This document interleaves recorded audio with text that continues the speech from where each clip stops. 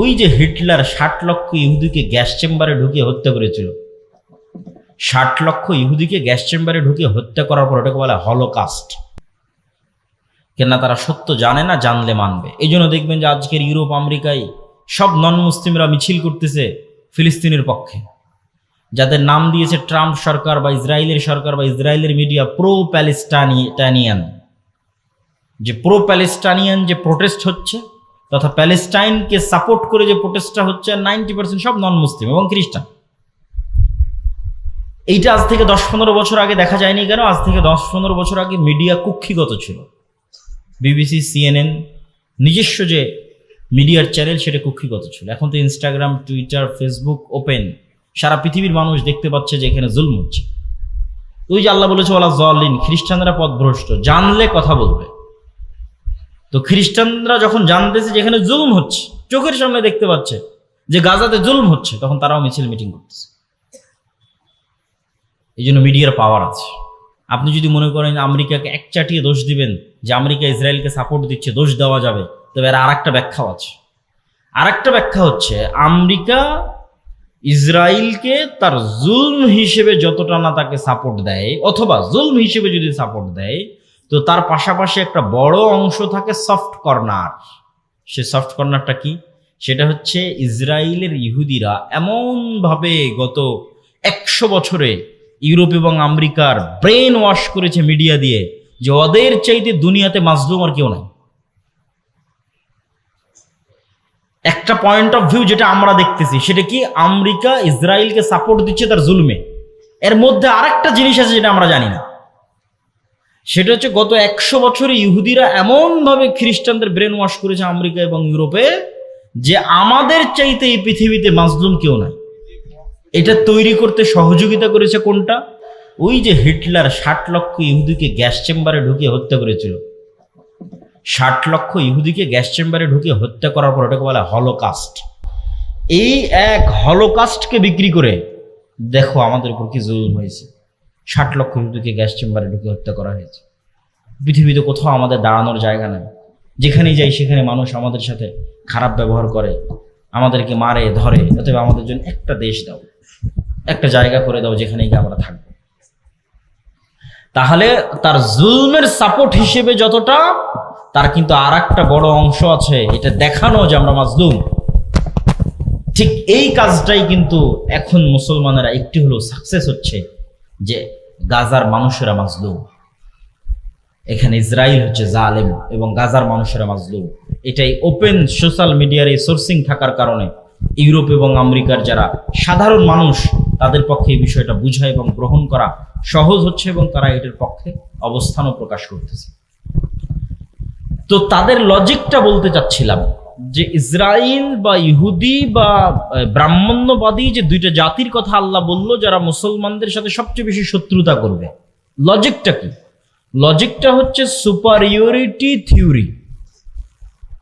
ইহুদিরা বিশ্বাস করে যে তারা চোজেন বাই দ্য গড, তথা আল্লাহর পক্ষ থেকে পৃথিবীতে বাছাইকৃত একমাত্র আল্লাহর সন্তান হচ্ছে ইহুদিরা। বলেন নাউজুবিল্লাহ। এই জন্য কেউ ধর্ম চেঞ্জ করে ইহুদি হতে পারবে না, জন্মগত ইহুদি হতে হবে। এই কারণে তারাবাদে, যেহেতু তারা চোজেন বাই দ্য গড, আল্লাহ কর্তৃক বাছাইকৃত আল্লাহর সন্তান, তাদের বিশ্বাস অনুযায়ী এই জন্য তারাবাদে আর বাকি পৃথিবীর সবাই হচ্ছে গরু, ছাগল, মহিষ, ভেড়া, বকরি অথবা পশু প্রাণীও নয়। এদের জবাই করলেই কি, আর এদের স্ত্রী সন্তানদের ধর্ষণ করলেই কি। যেমন গাজার 50,000 মানুষকে হত্যা করে ওদের কোনো ফিলিংস কাজ করেনি, ওরকম 50,000 সুযোগ পেলে 50,000 খ্রিস্টানকে হত্যা করবে, কোনো ফিলিংস কাজ করবে না। কেননা তার ব্রেনে আছে সুপারিয়রিটি থিওরি। সে তার রব কর্তৃক বা আল্লাহ কর্তৃক বাছাইকৃত পৃথিবীর একমাত্র সন্তান, বাকি সব গোলাম। একই সুপারিয়রিটি থিওরি আমাদের পাশের দেশের ব্রাহ্মণ্যবাদীরা বিশ্বাস করে। এরা বিশ্বাস করে কি, যে আমরা তাদের বিশ্বাস অনুযায়ী আমরা ভগবানের মাথা থেকে তৈরি হয়েছি। এই জন্য কেউ নতুন করে ধর্ম চেঞ্জ করে ব্রাহ্মণ হতে পারবে না। ব্রাহ্মণ জন্মগত হতে হবে, লিগ্যাসি বংশগত হতে হবে। তো ব্রাহ্মণরা কোত্থেকে তৈরি হয়েছে? ভগবানের মাথা থেকে তৈরি হয়েছে। আর বাকি ক্ষুদ্র, তারপরে হচ্ছে কি বলার, বৈশ্য, ক্ষত্রিয়, যত ওদের যে জাত পাতের যে ভেদ আছে, নিম্ন শ্রেণীর হিন্দু যারা আছে, বলি দেওয়া লাগলে ওদের ছেলে মেয়েকে বলি দাও, যা করা লাগবে সব ওদের, কাজ করবে ওরা, খাটবে ওরা, ব্রাহ্মণরা বসে থেকে খাবে, বাকি সব গোলাম। এটাই কিন্তু হিন্দু কালচার। এবং এই কারণেই কিন্তু বাংলাদেশের মুসলমানেরা এত বেশি মুসলমান হয়েছে। কেন? বাংলাদেশের মুসলমানেরা বেশিরভাগ নিম্ন বর্ণের হিন্দু ছিল। যখন বিদেশ থেকে মুসলমানেরা এই দেশে প্রবেশ করেছে, তখন এই দেশের হিন্দুরা দেখেছে এর চাইতে সাম্যতার ধর্ম, এর চাইতে সমতার ধর্ম, এর চাইতে মানবতার ধর্ম, যেখানে রাজা কি, বাদশাহ কি, আমির কি, প্রজা কি, এক সিস্টেমে, এক কাতারে, এক মসজিদে, কেউ বলতে পারবে না যে এই মসজিদে ওই জায়গাটা আমার, কেউ আগে জায়গার না যাক, এই জায়গাটা আমার, এখানে যেন কেউ না বসে। কোনো ক্ষমতা নাই, রাজা বাদশাহ কারো ক্ষমতা নাই। মসজিদে যে যেভাবে প্রবেশ করেছে, সে যেভাবে জায়গা পেয়েছে, সে সেখানে বসবে, সে সেখানে সালাত আদায় করবে, পায়ের সাথে পা মিলাবে। এই যে ইসলামের মধ্যে কালারকে কেন্দ্র করে, জন্মগতকে কেন্দ্র করে, কোনো কিছুকে কেন্দ্র করে যে কোনো ভেদাভেদ নাই, যে রাসূল সাল্লাল্লাহু আলাইহি সাল্লাম হাদিসে বলেছে লা ফাজলা লিআরাবিয়্যিন আলা আজামিয়্যিন ওয়ালা লিআজামিয়্যিন আলা আরাবিয়্যিন, যে কোনো আরবের ন্যূনতম প্রাধান্য নাই কোনো অনারবের উপর, কোনো অনারবের ন্যূনতম প্রাধান্য নাই কোনো আরবের উপর, কোনো কালো রঙের মানুষের ন্যূনতম প্রাধান্য নাই সাদা রঙের মানুষের উপর, কোনো সাদা রঙের মানুষের ন্যূনতম প্রাধান্য নাই কোনো কালো বর্ণের মানুষের উপর। এই যে বিশ্বের সবচেয়ে শ্রেষ্ঠ মানুষকে শুধুমাত্র আদম সন্তান হিসেবে ট্রিট করা, যদি জো বাইডেন, তো জো বাইডেনও আদম আলাইহিসসালাতু ওয়াসসালামের সন্তান, ডক্টর ইউনূস, তো ডক্টর ইউনূস আদম আলাইহিসসালাতু ওয়াসসালামের সন্তান। বাই বর্ন, জন্মগতভাবে রক্তের দিক থেকে এরা সমান। গায়ের রঙের কারণে, কোন বংশে জন্মগ্রহণ করেছে, কোন এলাকায়, কোন দেশে জন্মগ্রহণ করেছে, এর কারণে মান সম্মানের কোনো কমতি হবে না। মান সম্মানের কমতি হবে কাজের কারণে, কর্মের কারণে। তো যখন এই অঞ্চলের নিম্নবর্ণের হিন্দুরা দেখলো যে তো এর চেয়ে শ্রেষ্ঠ ধর্ম আর হয় না, তখন দলে দলে ইসলাম গ্রহণ করেছে। তাহলে ওখানে ইহুদিদের সুপারিয়রিটি থিওরি, এখানে হিন্দুদের সুপারিয়রিটি থিওরি। ব্রাহ্মণ্যবাদী হিন্দু আর জায়নিস্ট ইহুদি, এরা হচ্ছে সুপারিয়রিটি থিওরিতে বিশ্বাস করে। এরা বাদে যেমন ব্রাহ্মণ্যবাদী হিন্দুরা মুখে বলুক আর না বলুক, তারা কি মনে করে? তারা মুসলমানদের মনে করে লেচ্ছ, জবন, অস্পৃশ্য। অস্পৃশ্য মানে যাকে টাচ করাও যায় না, এতটা অপবিত্র।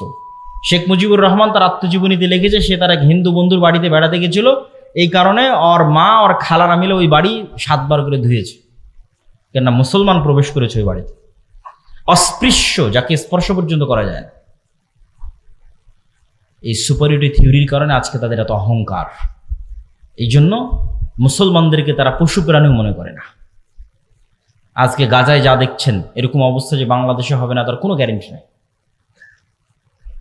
বাংলাদেশের ভাগ্য ভালো যে 24 জুলাইয়ের যে আন্দোলন, সেটার কারণে হয়তো বাংলাদেশের ওই ভাগ্য বরণ করা, গাজার ভাগ্য বরণ করা হয়তো আর 10, 15, 20 বছর, 50 বছর হয়তো পিছিয়ে গেছে।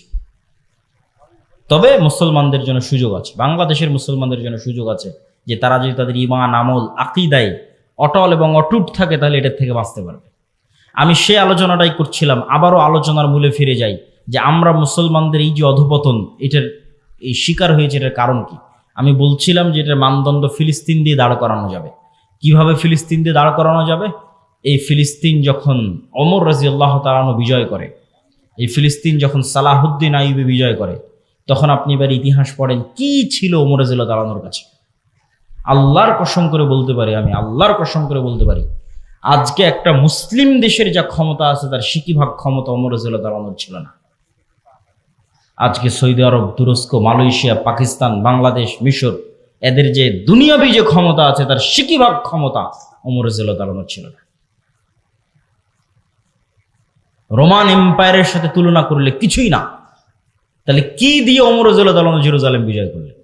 12,000 মুজাহিদ জেরুজালেম ঘেরাও করে আছে 1 মাস থেকে, তার মধ্যে 4,000 সাহাবী। আবু উবাইদা ইবনুল জাররাহ চিঠি লিখেছে আমিরুল মুমিনিন খলিফাতুল মুসলিমিন ওমর ইবনুল খাত্তাবের কাছে, যে পাদ্রীরা বলছে আপনি না আসলে চাবি হস্তান্তর হবে না। ওমর রাদিয়াল্লাহু তাআলা মদিনা থেকে রওনা দিলেন জেরুজালেমের উদ্দেশ্যে, 1200 কিলোমিটারের পথ। যখন জেরুজালেমে প্রবেশ করতেছেন, তখন তিনি উটের রশি ধরে টানতেছেন, আর তার গোলাম উটের পিঠে বসে আছে।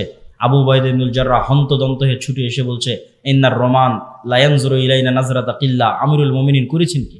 আপনার জামা কাপড়ের অবস্থা আর এইভাবে উটের রশি ধরে টানা, এগুলো দেখলে তো পাদ্রীরা হাসাহাসি করে। কেন ওরা তখন রোমান এম্পায়ারের সবচেয়ে বড় তীর্থস্থান হচ্ছে জেরুজালেম। কত বড় বিজয় এটা! এখন কল্পনা করেন যে এখন যান আপনি বিজয় করেন জেরুজালেম। তো এখন বাংলাদেশের ওই চিরির বন্দরের, রানীর বন্দরের একটা কৃষক বাংলাদেশ থেকে উঠে গিয়ে জেরুজালেম বিজয় করে নিল। এটা যেমন ওমর রাদিয়াল্লাহু তাআলা আনহুর ওই যুগে জেরুজালেম বিজয় করা, তেমন আমি মনে হয় বুঝাতে পারেন। আবারও বলি, আজকে বাংলাদেশের চিরির বন্দরের, রানীর বন্দরের একটা কৃষক এখান থেকে উঠে গিয়ে আমেরিকা আছে, ইসরায়েল আছে, ইংল্যান্ড আছে, চায়না আছে, রাশিয়া আছে, বিশ্বের এত সুপার পাওয়ার থাকতো, জেরুজালেম বিজয় করে নিয়েছে। এইটা যেমন ঠিক ওই যুগে রোমান এম্পায়ার এবং ওই যুগের পারস্য এম্পায়ার, পার্সিয়ান এম্পায়ার এর উপস্থিতিতে আরবে তৈরি হওয়া এক মরুভূমি থেকে ওমর ইবনুল খাত্তাব খালি হাতে জীর্ণ শীর্ণ অবস্থায় জেরুজালেম বিজয় করে নিয়েছে। তো যে ওমর রাদিয়াল্লাহু তাআলার কাছে কিছু ছিল না। তো আবু উবাইদা ইবনুল জাররাহ বলছে যে আপনাকে দেখলে তো এরা আমাদেরকে ছোট মনে করবে, আপনি যেভাবে আসছেন। ওমর রাদিয়াল্লাহু তাআলা বলছে আমরা জাহিলি যুগে কেউ আমাদের চিনত না। এই বাংলাদেশের একটা কৃষককে যেমন কেউ চিনে না, মাঠে কাজ করা কৃষককে, তো ওই মরুভূমির রাখালকে কে চিনবে? কেউ চিনত না।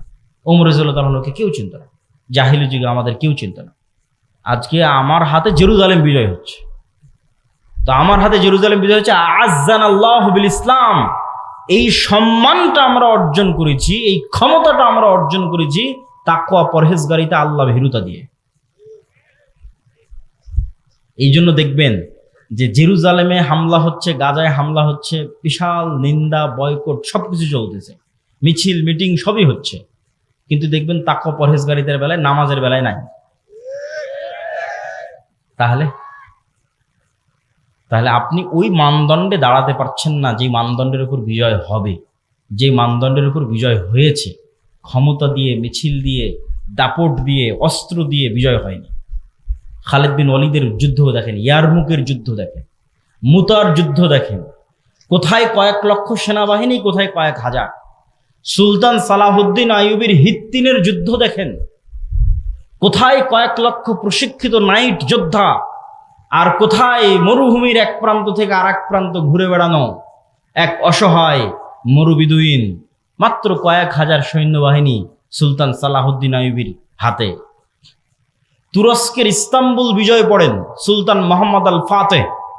বাইজেন্টাইন সাম্রাজ্যের যে কেন্দ্র, রাজধানী তুরস্কের ইস্তাম্বুল, কিভাবে উনি বিজয় করেছেন? ওনার কি বা ক্ষমতা ছিল? কোনো ক্ষমতা ছিল না। সবগুলো বিজয় হয়েছে তাকওয়া, পরহেজগারিতার, আল্লাহর উপর ভরসা। অতএব সেই দৃষ্টিকোণ থেকে দেখলে আজকের সব মুসলিম দেশের উপর জিহাদ ফরজ। মানে এই অজুহাতে কেউ জিহাদ থেকে পিছিয়ে সরে আসবে যে না আমাদের এখানে তো সক্ষমতা নাই, তো আসলে ওমর ইবনুল খাত্তাবেরও সক্ষমতা ছিল না, সুলতান সালাহুদ্দিন আইয়ুবীরও সক্ষমতা ছিল না, সুলতান মোহাম্মদ আল ফাতেহেরও সক্ষমতা ছিল না। ছিল কি? সৎ নিয়াত, তাকওয়া, পরহেজগারিতা, আল্লাহর উপর ভরসা। তোমাদের সক্ষমতা আছে, কিন্তু তোমাদের তাকওয়া, পরহেজগারিতা নাই, আল্লাহর উপর ভরসা নাই। সম্মানিত উপস্থিতি, তাহলে কেন আজ মুসলমানদের এই অবস্থা? তার একটা উদাহরণ তো পেয়ে গেলেন, যে ক্ষমতা দিয়ে মুসলমানেরা কোনোদিন বিজয় হয়নি। ক্ষমতা দিয়ে যদি বিজয় হতো তাহলে বাংলাদেশের ছাত্ররাও এই সরকারকে সরাতে পারত না। কেননা একদিকে ছিল ওপেন রাইফেল আর একদিকে খালি হাত, এতে সম্পূর্ণ অসামঞ্জস্য। কিন্তু ওই যে যখন মানুষ শক্ত সিদ্ধান্ত নেয়, আল্লাহর উপর ভরসা করে, তখন আল্লাহ সুবহানাহু ওয়া তাআলা রাস্তা সহজ করে দেয়। ওই জন্য আল্লামা ইকবালের একটা কবিতা আছে कि काफिर है तो शमशीर पे करता है भरोसा। কাফেরেরা তরবারির উপর ভরসা করে, আর মৌমিন হয় তো বেতেক ভি লড়তা है সিপাহী। আর যদি মুমিন হয় তো ঢাল তলোয়ার ছাড়াই যুদ্ধের মাঠে ঝাঁপিয়ে পড়ে। কেননা মুমিনের কাছে শাহাদতের মৃত্যু সবচেয়ে প্রিয়। এবং আল্লামা ইকবালের আরো একটা কবিতা আছে এটাকে, এই বিষয়টাকে তুলে ধরার জন্য। তু হুনার আজমা হাম জিগার আজমায়েঙ্গে। তোর কাছে অস্ত্র আছে, তুই তোর রাইফেল আর বম যত আছে সব পরীক্ষা কর, আর আমরা কিসের পরীক্ষা দিব? আমরা হচ্ছে জীবনের পরীক্ষা দিব। তোর রাইফেলের গুলিতে মরে যাব, তোর বমের আঘাতে শহীদ হয়ে যাব, কতগুলো মারবি, মেরে ফেলে। তো হুনার আজমা হাম জিগার আজমায়েঙ্গে। তোর হাতে রাইফেল আছে, আমার কলজা আছে। এটা আল্লামা ইকবালের কবিতা। তো যখনই মানুষ মৃত্যুকে পরোয়া করে না এবং মৃত্যুকে পেছনে ফেলে দিয়ে সামনের দিকে আগায়, তখন বিজয় সুনিশ্চিত। কিন্তু এই যে দুনিয়ার ঐশ্বর্য, দুনিয়ার উন্নয়ন, দেখবেন যে একদিকে গাজায় ক্রন্দন চলছে, আর একদিকে দেখবেন দুবাইয়ের কথা বলেন বা যে কোনো দেশের কথা বলেন, দেখবেন রঙ্গলীলায় মত্ত। তো ওই দুনিয়ার ওই নেশা ছেড়ে দিয়ে কিভাবে জেহাদে অবতীর্ণ হবে? তখনই অবতীর্ণ হতে পারবে যখন দুনিয়ার এই মূল্যটা হারিয়ে যাবে। এই জন্য আল্লাহ শিক্ষা দেন, মানে জেহাদে অবতীর্ণ হওয়ানোর জন্য আল্লাহ শিক্ষা দেন। শাস্তি না পেলে ঠিক হয় না মানুষ। আজকে সিরিয়ার মানুষজন বিজয় হয়েছে, 20 বছর থেকে যুদ্ধ করতেছে। আফগানিস্তানেরা বিজয় হয়েছে, 30 বছর থেকে যুদ্ধ করতেছে, মানে মরতে মরতে মরতে মরতে মরতে মরতে তারা মরা শিখেছে। ফিলিস্তিনের মানুষেরও বিজয় হবে, তারাও জানের কুরবানি দিচ্ছে। কিন্তু যারা এই তামাশা দেখছে তাদের উপরও কিন্তু এই শাস্তি আযাব নেমে আসবে, নেমে আসার আগে যতক্ষণ সতর্ক না হবে। তাহলে এখানে আরেকটা বিষয় আমাদের মনে রাখতে হবে যে আমরা এই অবস্থায় দাঁড়িয়ে কেন, এই গোলামির জিঞ্জির আমাদের গলায় কেন? এই গোলামির জিঞ্জির আমাদের গলায় এর আরেকটা গুরুত্বপূর্ণ কারণ আমার দৃষ্টিতে মনে হয়েছে, আমি সব বক্তব্যে বলেছি, আপনারা শুনেছেন কিনা আমি জানি না, আমি বলেছি আজকের যুগের মুসলমানেরা আজকের যুগের বানু ইসরাইল। আজকের যুগের মুসলমান বানু ইসরাইল মানে তাহলে আগে বানু ইসরাইল কারা? পবিত্র কোরআন খোলেন, পবিত্র কোরআনের সূরা বাকারার একটা বড় অংশ জুড়ে আল্লাহ বানু ইসরাইলদের কথা বর্ণনা করেছে। তো বানু ইসরাইলদের কথা আল্লাহ কোরআনে বর্ণনা করেছে, আমি দুই একটা বলি তাহলে বুঝবেন বানু ইসরাইল কারা। এবার ওদের সাথে আমাদের মিলাবেন। বানু ইসরাইলের বর্ণনা আল্লাহ দিচ্ছে যে বানু ইসরাইলেরা চোখের সামনে দেখলো যে ফেরাউন ডুবে গেল। বানু ইসরাইলেরা চোখের সামনে দেখলো যে ফেরাউন ডুবে গেল।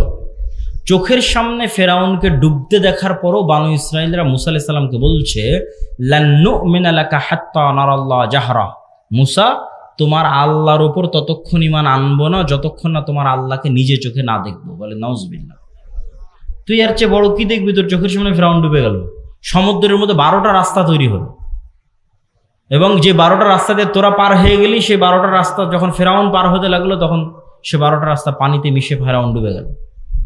এরপরে কেমনে একটা জাতি বলতে পারে ততক্ষণ তাওরাতে বিশ্বাস করবো না যতক্ষণ আল্লাহকে সচক্ষে না দেখছি? শুধু কি তাই, এই সমুদ্র যখন পার হয়ে গেল তখন এটা মরুভূমি। তুর পাহাড় যদি কোনোদিন দেখতে পান, মিশরে যদি কোনোদিন যান, তুর পাহাড় যদি দেখেন, তাহলে দেখবেন তুর পাহাড় এবং তার আশেপাশের পুরো অঞ্চল মরুভূমি, আর আরেক পাশের অঞ্চল সমুদ্র। তো যেই সমুদ্র মুসা আলাইহিস সালাম পার হয়েছে, আর এই তুর পাহাড়ের আশেপাশে মুসা আলাইহিস সালাম ঘুরপাক খাচ্ছে সমুদ্র পার হওয়ার পর, ফেরাউনের মৃত্যুর পর। তো মরুভূমিতে তো পানিও বের হবে না, মরুভূমিতে তো কোনো ফসলও হবে না। তাহলে পানি বলতে সমুদ্রের পানি, সমুদ্রের পানি তো লবণ পানি। তো লবণ পানি খাবে কিভাবে? ওয়াইজ ইসতাসকা মূসা লিকওমিহি ফাকুলনা যরিব বিআসাকাল হাজার ফানফাজারাত মিনহু ইসনাতা আশারাতা আইনা। যখন বানু ইসরাইল মুসা আলাইহিস সালামকে বলল মরুভূমিতে পানির ব্যবস্থা নাই, তোমার আল্লাহকে বলো পানির ব্যবস্থা করে দিতে, তখন আমরা মুসাকে বললাম, মুসা তোমার হাতের লাঠি পাথরে আঘাত করো। যখন মুসা আলাইহিস সালাম বিসমিল্লাহ বলে হাতের লাঠি পাথরে আঘাত করলেন, তখন মরুভূমির মধ্যে পানির কোনো উৎস ছাড়াই পাথরের মধ্যে থেকে 12টা ঝর্ণা বের হয়ে গেল। আল্লাহু আকবার। পানির ব্যবস্থা হয়ে গেল। খাবার, আল্লাহ বলছে তোমাদের জন্য জান্নাত থেকে মান্নার সালোয়া পাঠাবো খাবার হিসেবে। প্রতিদিন সকালবেলা মান্না সালোয়া আসতে লাগলো। মান্না সালোয়া কি? মান্না সালোয়া হচ্ছে এক উন্নত প্রজাতির পাখি আর পৃথিবীর সর্বোন্নত প্রজাতির মাশরুম। তো এই মান্না সালোয়া নিয়ে যখন আমি একবার গবেষণা করেছিলাম তখন দেখেছিলাম, এখনকার দাম কম বেশি হতে পারে, যে আজকের পৃথিবীর সর্বোন্নত যে মাশরুম, এই সর্বোন্নত মাশরুমের বর্তমান 1 কেজি মাশরুমের দাম বাংলা টাকায় 4 থেকে 5 লক্ষ টাকা। আল্লাহু আকবার। 1 কেজি মাশরুমের দাম 4 থেকে 5 লক্ষ টাকা। সেই খাবার আল্লাহ ফ্রিতে দিত। তাহলে মরুভূমিতে পানি বের হয়ে গেল, মরুভূমিতে জান্নাত থেকে খাবার আসে। তারপরও বানু ইসরাইল বলছে লান নাসবিরা আলা তুআমিন ওয়াহিদ ফাদউ লানা রাব্বাক। এগুলো সব সূরা বাকারা থেকে আমি পড়তেছি। তোমার আল্লাহকে বলো এই রোজ এক খাবার ভাল লাগে না, আল্লাহকে বলো এই মরুভূমির থেকে ডাল, চাল, রসুন, পেঁয়াজ, আদা বের করে দিতে। তখন মুসা আলাইহিস সালাম আল্লাহর সাথে কথা বললেন। আল্লাহ বলছে ঠিক আছে, এই মরুভূমি পার হওয়ার পর সুজলা সুফলা শস্য শ্যামলা একটা এলাকা আছে যেটা তোমার বাপদাদার, মুসা আলাইহিস সালামের বাপদাদার। মুসা আলাইহিস সালামের বাপদাদার কিভাবে? মুসা আলাইহিস সালামের বাপদাদার কিভাবে এটা বোঝার জন্য 1-2 মিনিটে বুঝিয়ে দিচ্ছি। সমুদ্র পার হওয়ার সময় কয়টা রাস্তা তৈরি হয়েছিল? 12টা। ঝর্ণা ফাটার সময় কয়টা ঝর্ণা বের হলো? আল্লাহ কিন্তু কোরআনে বলছে ইসনা আশার, 12টা। এটা হচ্ছে ইউসুফ আলাইহিসসালামের 12 ভাই, ইয়াকুব আলাইহিসসালামের 12 সন্তান। ইউসুফ আলাইহিসসালামের 12 ভাইয়ের পরবর্তী বংশধর হচ্ছে তারা। ইউসুফ আলাইহিসসালামের 400 বা 300 বছর পর মুসা আলাইহিসসালাম আসছে, ওই বংশে, ইব্রাহিম আলাইহিসসালামের বংশে, ইসাক আলাইহিসসালামের বংশে, ইয়াকুব আলাইহিসসালামের বংশে, ইউসুফ আলাইহিসসালাম এবং তার ভাইদের বংশে, তারাই বানু ইসরাঈল। তাহলে এরা সবাই হচ্ছে নবীদের সন্তান। কোন নবীর সন্তান? ইব্রাহিমের সন্তান, ইসহাকের সন্তান, ইয়াকুবের সন্তান, ইউসুফ আর তার ভাই। তারা বলতেছে আল্লাহকে মানবো না যতক্ষণ না আল্লাহকে চোখে না দেখবো। তো তখন আল্লাহ বলছে ঠিক আছে, এখানে খাবার লাগবে। তো ওই যে তোমাদের বাপদাদার ভূমি জেরুজালেম, বাপদাদার ভূমি কিভাবে? ইব্রাহিম আলাইহিস সালাম এখানে, বক্তব্যের শুরুতে বলেছি, ইরাক থেকে পালিয়ে ইব্রাহিম আলাইহিস সালাম এখানে আসছে। লূত আলাইহিস সালাম এখানে, ইব্রাহিম আলাইহিস সালামের ছেলে ইসহাক এখানে, ইসহাকের ছেলে ইয়াকুব এখানে। ইউসুফ যখন কুয়ায় পড়ে বাজারে মিশরে চলে গেল, তখন ইয়াকুব আলাইহিস সালাম 12 ছেলে সব মিশরে গেলেন। তা বাদে তো সব জেরুজালেমে। তাহলে আজ 400 বছর পর, ওই যে 400 বছর আগে ইউসুফ আলাইহিস সালাম মিশরে গেছিল, তারপর ভাইয়েরা মিশরে গেছিল, আজ 400 বছর পর বানু ইসরাইলকে আল্লাহ বলছে, মুসা আলাইহিস সালামকে আল্লাহ বলছে তোমার বাপদাদার ভূমি, যেখানে ইব্রাহিম থাকতো, ইসহাক থাকতো, ইয়াকুব থাকতো, ওটা সুজলা সুফলা শস্য শ্যামলা, যাও যুদ্ধ করে বিজয় করো। তখন নবীর সন্তানেরা বলতেছে, যাদের কাছে জান্নাত থেকে খাবার আসে, যাদের কাছে ঝর্ণা ফেটে পানি বের হয়, যাদের কারণে আল্লাহ ফেরাউনকে ডুবিয়ে দিয়েছে, 12টা রাস্তা তৈরি করে দিয়েছে, তারা বলছে ইযহাব আনতা ওয়া রাব্বুকা ফাকাতিলা, তুমি আর তোমার আল্লাহ গিয়ে যুদ্ধ করো। নাউযুবিল্লাহি মিন যালিক। তাহলে এরা হচ্ছে বানু ইসরাঈল। তো এদের সাথে মুসলমানদের তুলনা কি? এরা নবীর সন্তান হওয়ার পর কতটা ধোঁকাবাজ, কতটা সঠতাপূর্ণ, কতটা মুনাফিক, কতটা মিথ্যুক, কথা দিয়ে কথা রাখে না, কৌশল করে, কূটকৌশল করে, চালাকি করে, ধোঁকা দেয়। এক পর্যায়ে মুসা আলাইহিস সালাম বিরক্ত হয়ে গেছে। ফাফরুক বাইনানা, আল্লাহ আমি আর আমার কওমের দায়িত্ব পালন করতে পারবো না। মুসা আলাইহিস সালাম রিজাইন পত্র দিয়ে দিয়েছে, পদত্যাগ পত্র জমা দিয়ে দিয়েছে, ক্লান্ত হয়ে গেছে। তো ওরা যেমন, ওই বানু ইসরাঈলেরা যেমন মিথ্যুক, ধোঁকাবাজ, সঠতা, মুনাফিক হয়ে গেছিল, আজকের যুগের মুসলমানেরা তাই হয়ে গেছে। এটা আপনি আপনার আশেপাশে যে কোনো জায়গায় তাকালে দেখতে পাবেন যে হুবহু বানু ইসরাঈলের চরিত্র মুসলমানদের মধ্যে চলে এসেছে। আর এই কারণেই আল্লাহ বানু ইসরাঈলের এত লম্বা ঘটনা কোরআনে বলে রেখেছে, কেন আল্লাহ জানে একদিন উম্মতে মুহাম্মাদি বানু ইসরাঈল হবে, তো এটা পড়ে যেন শিখে, এদের ঘটনাগুলো পড়ে যেন শিখে। আল্লাহ জানে যে উম্মতে মুহাম্মাদিন বানু ইসরাঈল হয়ে যাবে।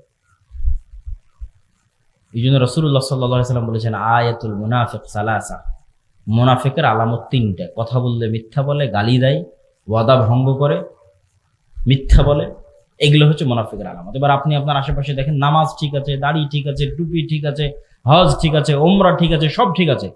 এমনকি ফিলিস্তিনের গাজায় যদি যান, মিশরে যদি যান, দেখবেন যে সব কিছু ঠিক আছে, কিন্তু একটা জায়গায় ধরা খেয়ে যাবে। দেখবেন যে নিজের মুসলমান ভাইয়ের রক্তের উপর বিক্রি করে দালালি চলতেছে।